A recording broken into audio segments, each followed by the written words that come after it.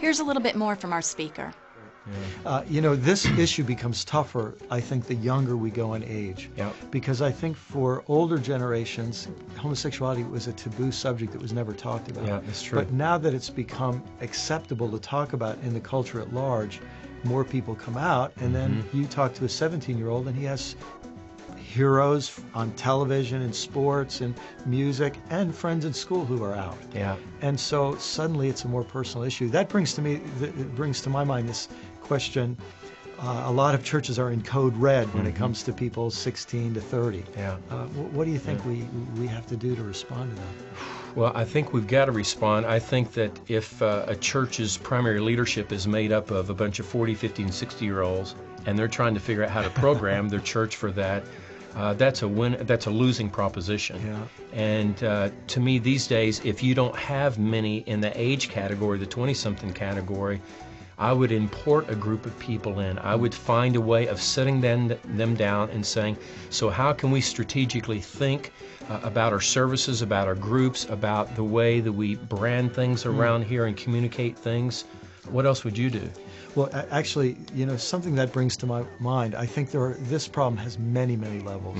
One of them is the success of youth ministry, because very often youth ministry is so exciting, and then people graduate from youth ministry and they come into a service that just is not nearly as helpful for them.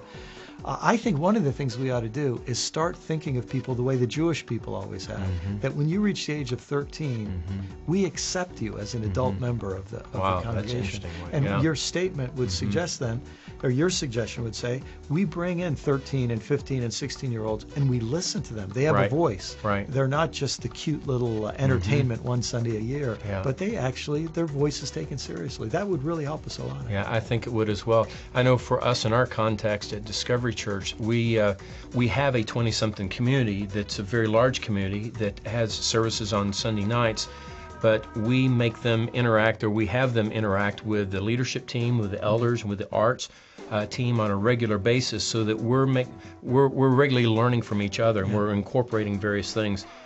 So that's another deal. You know, I always like to tell people, John Calvin, who's very important to a lot of Protestants, wrote the Institutes of the Christian Religion between the ages of 19 and 25. He finished it when he was 25. That's frightening. And what that's great. Yeah. And what that tells us is that, and Jesus, you know, 30, he was great point. He was at the top of his game. Yeah.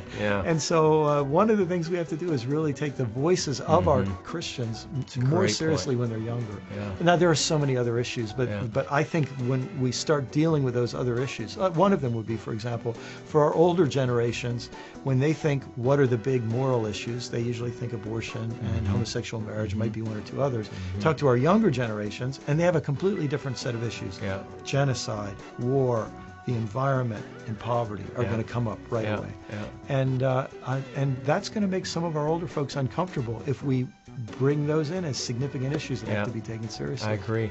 What happens if, you know, a pastor or primary, you know, senior leader is looking at all these issues and they're going, dang, I want our church to begin to address these things and embrace and be more relevant in our culture, but they don't feel like that most of the leaders around them would have a willingness to do that. Do you think they should bail and go out and start a new gig, or just be patient in the change process? Well, I hear that question all over the world in every denomination, because the people who ask that are being realistic about how hard it is to bring change in an existing institution. Sometimes they say, oh, it's much easier to give birth than raise the dead. It's only men who say that. Have you ever noticed that? Because women would never use giving birth easy in the same sentence. But I think both are hard. They are. My little motto on this is that new churches can innovate and existing churches can imitate. And so we need the new churches. They're primarily going to be small, experimental. A lot will be experiments that last a few years and then don't continue. But we learn something from all of those. And I think what we have to see is this is a both-and thing. The existing churches have to look outside themselves and say, where are these new innovative works that we can learn from? And you know, that multiplies the ministry of the innovators.